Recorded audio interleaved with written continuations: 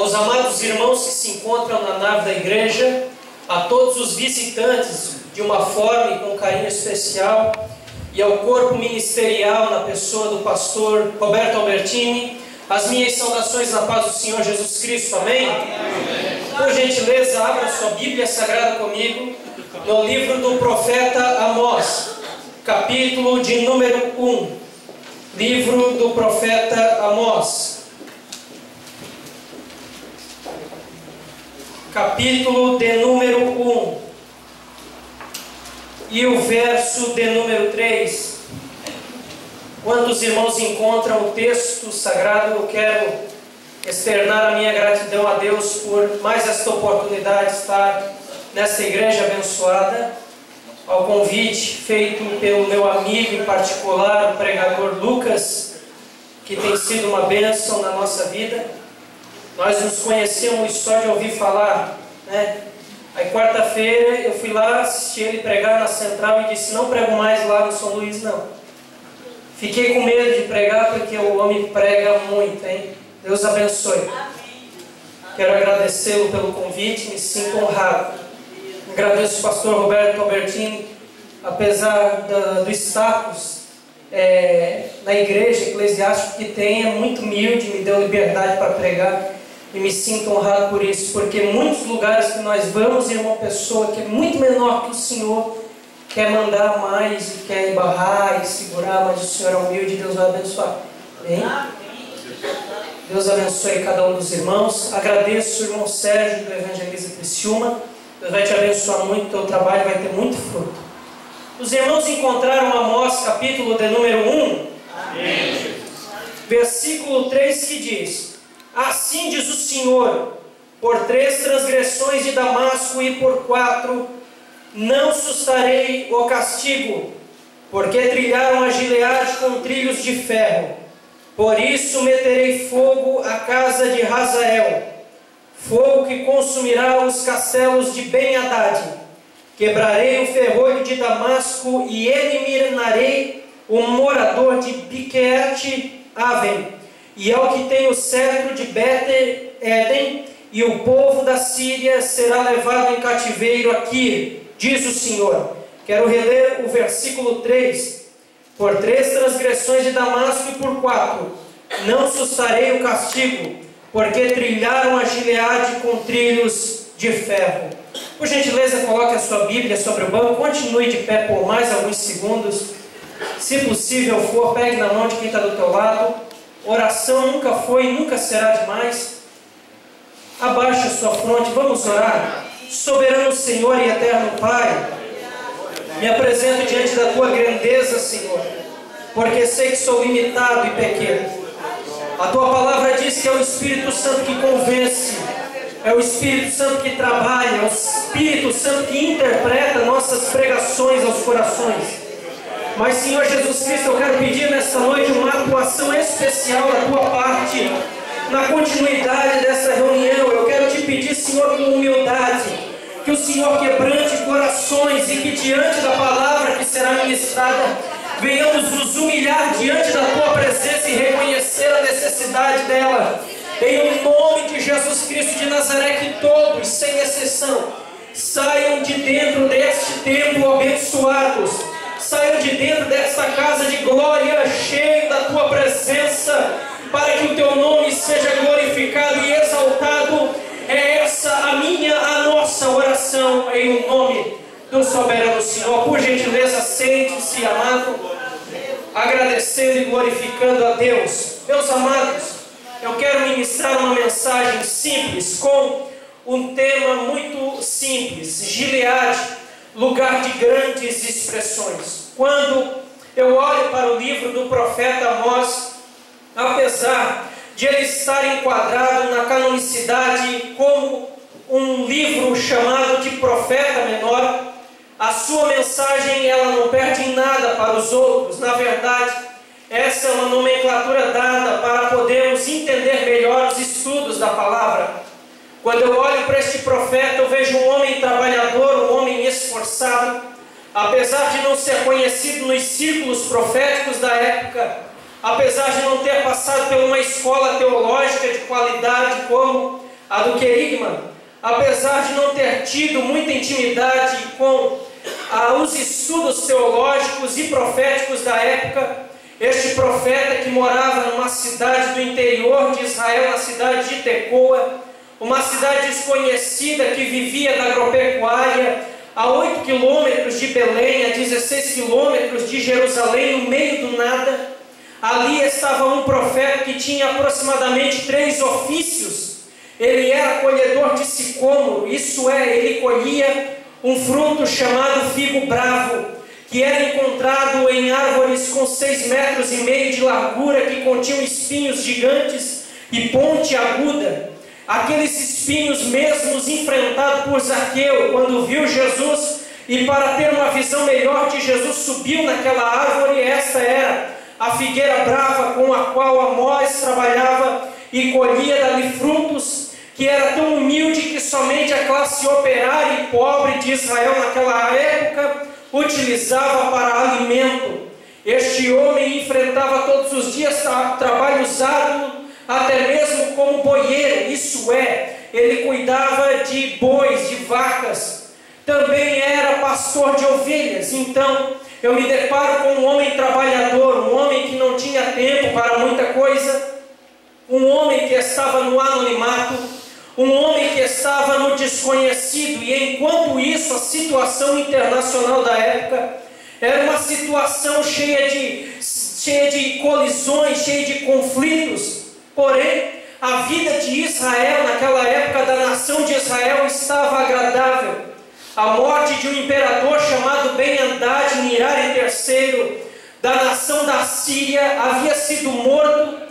E isso fez com que a nação da Síria, tão inimiga de Israel, uma nação que estava sempre sitiando Israel, sempre levando fome e dor para aquela terra, fosse desestruturada pela falta de uma personalidade de liderança como daquele homem que morreu.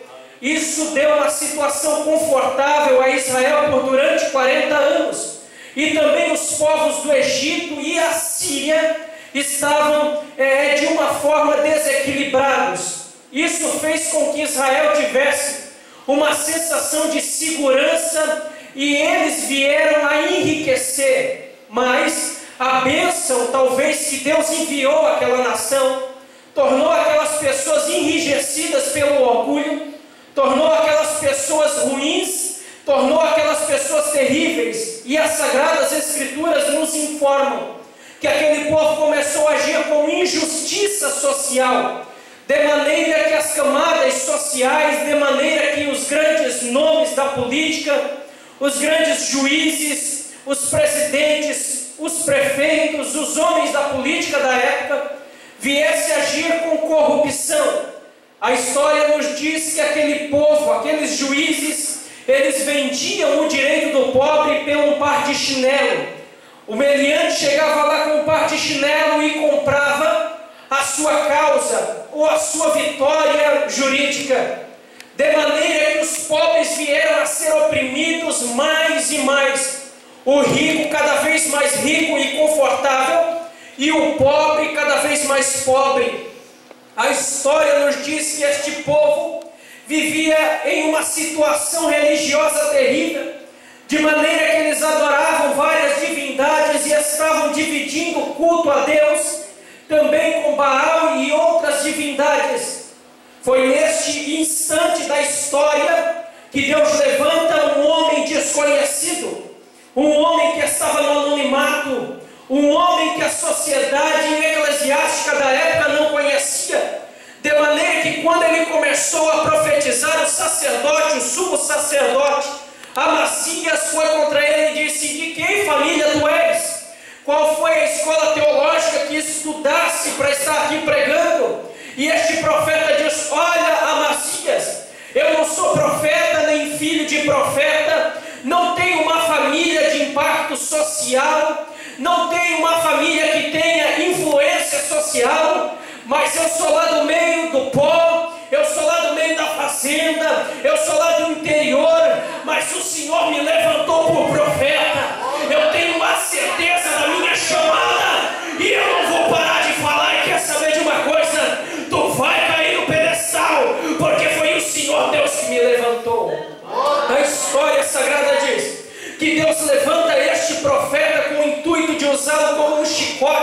na mão de Jeová para dar uma surra em Israel e em Judá, pela forma com que eles viviam. Mas antes de o profeta profetizar uma palavra de correção contra a nação de Israel, no capítulo de número 1, ele transmite uma palavra profética contra as nações inimigas de Israel, que aproveitaram-se da oportunidade para infiltrar não seus exércitos inimigos, não para infiltrar seus exércitos para derrotar a nação, mas infiltraram a sua doutrina, infiltraram as suas divindades, infiltraram as suas culturas para dentro daquela nação que Deus havia escolhido para ser única e desprovida de todo e qualquer sistema mundano.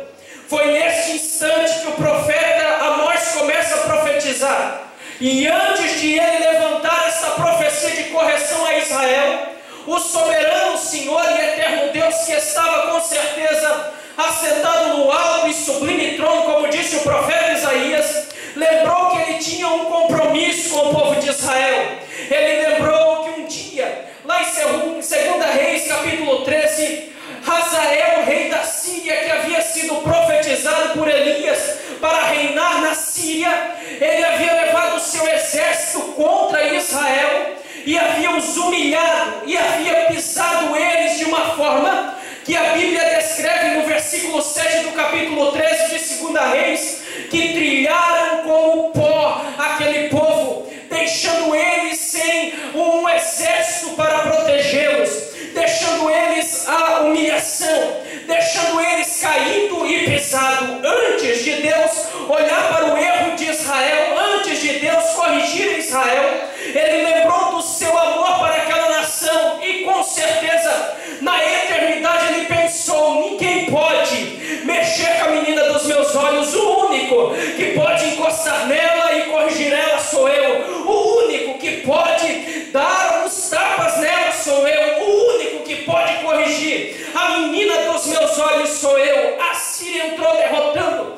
destruindo, e quando a Bíblia diz, e quando ela usa essa palavra, ela diz que Gileade foi trilhado com trilhos de ferro, ela está dizendo que o povo de Gileade, que a terra de Gileade foi humilhada de uma maneira profunda. Esta terra linda e esta terra fértil, uma terra que ficava a 900 metros do nível do mar, propiciando o cultivo de uva, uma terra com 32 quilômetros de largura e 94, 97 quilômetros de comprimento, uma terra que havia sido berço, havia sido palco para grandes manifestações de Deus, estava sendo humilhado por um povo mesquinho, um povo que era liderado por um usurpador chamado Hazael. Este povo sírio havia humilhado, pisado a nação, mas Deus lembra da nação através do profeta Amós e diz: olha, ninguém pode pisar a menina dos meus olhos, ninguém pode pisar os meus escolhidos,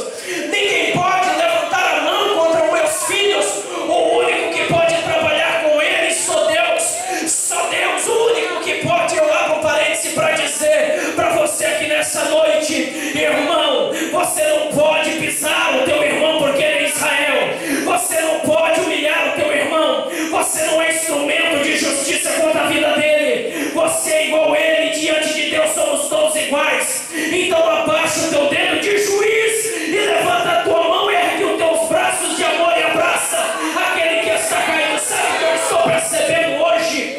A nação está terrível, as mídias sociais estão sendo ferramentas das pessoas humilharem aqueles que estão caídos. Quando um pregador falha, quando um homem de Deus cai, quando alguém erra em alguma coisa, logo vem os juízes para tentar derrubá-lo, para dizer que morreu, para dizer que não vai voltar mais, para dizer que não tem mais chance. Mas o único que pode, irmão, tratar conosco é só Deus, porque foi Ele que nos lavou, foi Ele que nos chamou, foi Ele que nos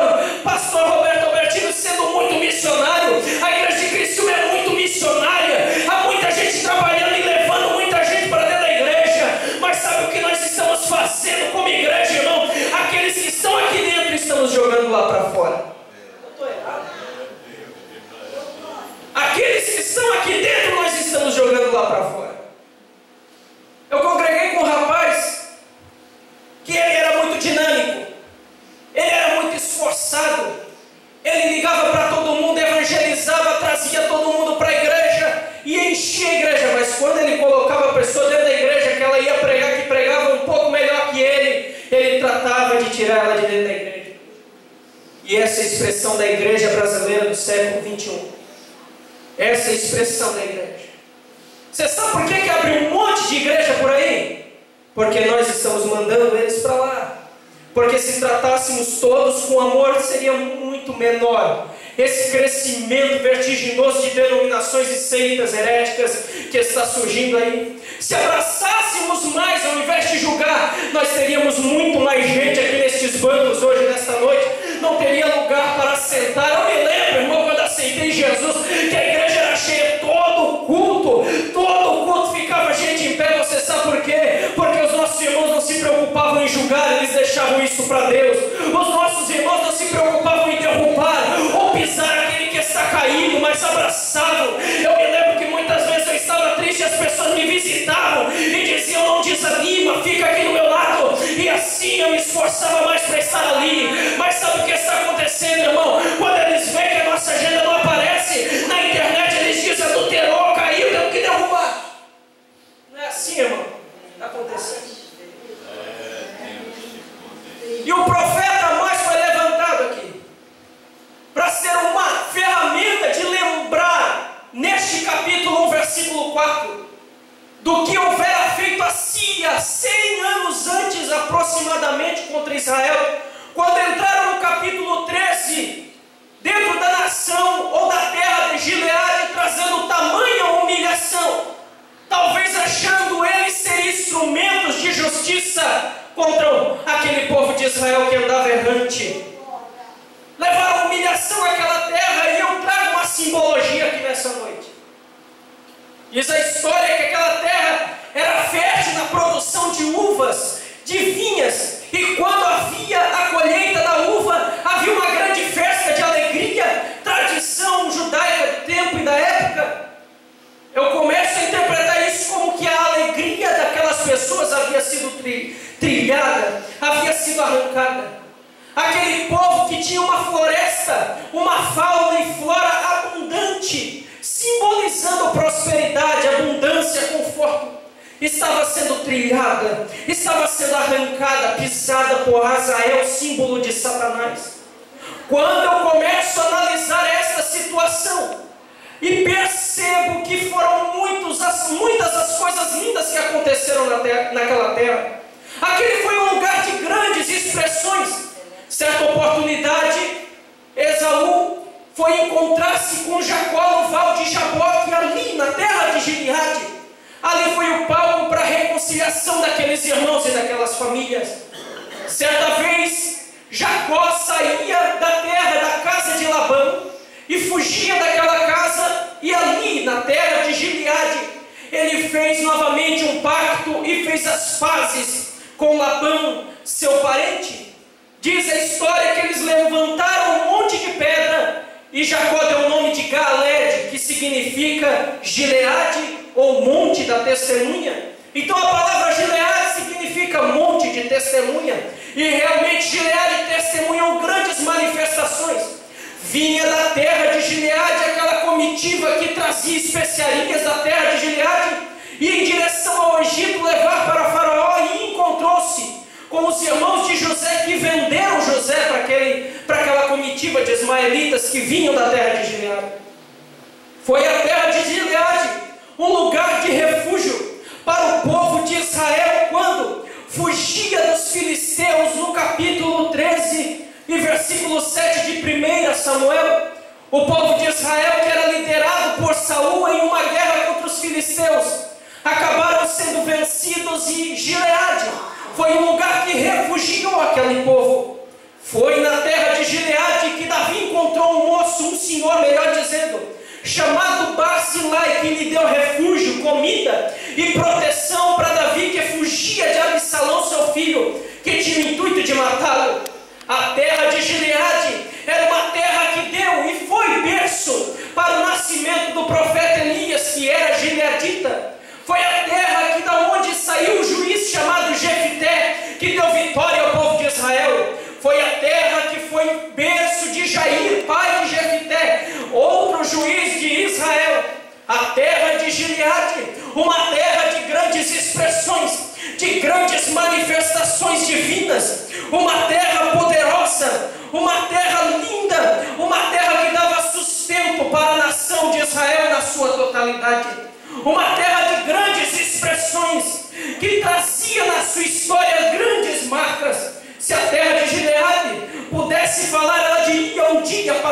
aqui na terra de Gileade, aqui passou Jefité o juiz. Foi aqui na terra de Gileade que Gideão levantou um exército e disse: todos os medrosos, todos os covardes, desçam o monte Gileade e vão embora, porque Gileade é uma terra de valentes. Sim, a terra de Gileade era uma terra de valente, de valentia e coragem, mas agora trilhada e pisada por seus inimigos, trilhada e pisada pelos inimigos de Deus.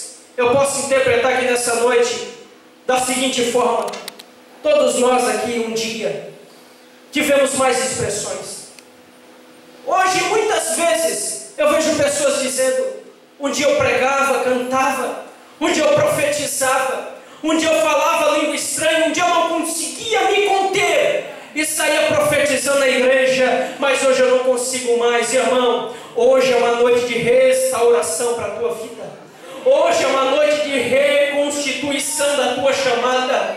Hoje é uma noite que Deus quer trazer a lembrança, o seu verdadeiro eu. Você sim é profeta. Este dom que ainda há em ti pode estar abafado pelas lutas que você passou, mas Deus quer restaurar a tua chamada. Ele quer restituir a tua vida. Deus não gosta de vermos chorando e triste, como muitos de nós estamos, porque Gileade foi trilhado, porque o sorriso foi pisado por Azael, rei da Síria. Deus quer restaurar o sorriso do teu rosto. Deus quer restaurar o esforço da tua alma. Deus quer restaurar a tua chamada, o teu dom. Você só precisa dizer nesta noite: eu quero, Senhor. Eu quero, Senhor, ser cheio da tua presença. Aleluia. Glorificado seja o nome do Senhor. Assim como a terra de Gileade foi um lugar de grandes expressões, de grandes importâncias para aquela época, assim como aquela terra, ela exportou alegria, exportou a sua fama, porque diz a história sagrada que lá na terra de Gileade existe um bálsamo que é conhecido por bálsamo de Gileade. Isso me chama muita atenção. Virou um adágio popular, virou uma palavra que eles sempre diziam. Sempre que alguém estava doente, alguém falava: busca bálsamo de Gileade. Gileade era o berço para este bálsamo. Este bálsamo de Gileade era extraído de uma árvore chamada Lentiscus pistache. Este bálsamo era extraído de uma resina que saía desta árvore. Antes de falar desta resina, eu preciso dizer a você que do fruto da árvore eles extraíam um suco que era utilizado como alimento e para iluminação. Dos galhos que existiam nessa árvore eles faziam cesto, mas da resina que tiravam da árvore eles faziam um produto que ele era medicinal, que quando era colocado sobre a ferida sarava, que quando passado pelos machucados ele sarava. E sabe como eles faziam para extrair isso aqui, irmão? Eles tinham que matar aquela árvore, eles tinham que quebrar aquela árvore. E eu vejo uma figura, uma tipologia de Cristo. Assim como a árvore lentisco pistache tinha que ser quebrada e moída para gerar vida, assim foi o nosso Jesus. Ele foi pisado, humilhado, e como diz o profeta Isaías no capítulo 53, ele foi moído pelas nossas transgressões, mas enquanto ele morria, ele trouxe vida. Enquanto ele morria, ele trouxe cura para a nossa alma. Enquanto ele morria, ele trouxe iluminação para o nosso caminho. Meu querido irmão, estou falando para você de um Deus poderoso. Eu estou pregando para você de um Deus glorioso, um Deus que não esquece de você, um Deus que olha assim quando você falhou, mas olha assim o teu esforço de estar de pé. Um Deus que olha assim quando você caiu, mas um Deus que olha no teu rosto a esperança de um novo amanhecer. E Ele quer restituir este poder, Ele quer restituir este ânimo que foi roubado por Azael, este ânimo que foi roubado pelos problemas aí do mundo aí fora, que vem contra a sua vida, porque a igreja tem sido afrontado pelo inimigo. As muitas atividades seculares têm abafado-nos o nosso espírito, mas Jesus morreu na cruz do Calvário para gerar vida, para gerar ânimo, para gerar poder, para gerar alegria. Eu quero profetizar para você que nessa noite tem bálsamo de Gileade aqui. Nessa noite tem bálsamo aqui. E se as feridas estão abertas, elas vão cicatrizar hoje. Se as feridas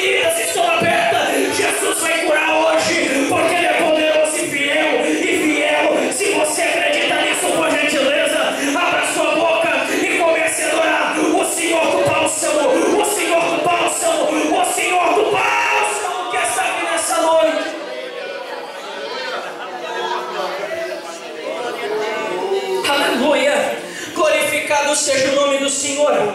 Aquela terra de Gileade, então, era uma terra de cura. Aquela terra de Gileade, então, era uma terra de fama missionária, porque em todos os lugares da terra se conhecia o bálsamo de Gileade, que vinha da terra de um povo que era um povo de Deus, um povo que adorava apenas uma divindade, um povo que adorava um Deus que amou a sua criação, as pessoas, e por elas havia de se entregar por elas.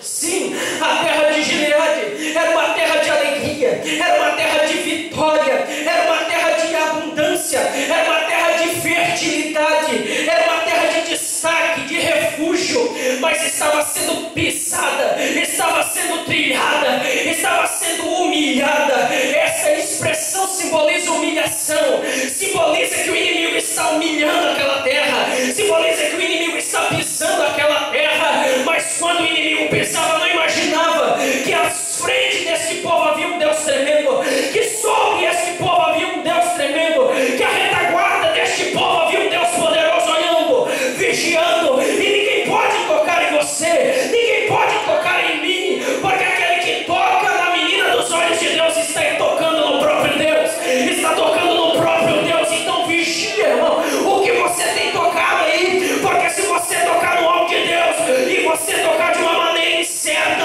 Deus vai tratar contigo, Deus vai tratar contigo. Glorifico a Deus, eu glorifico a Deus.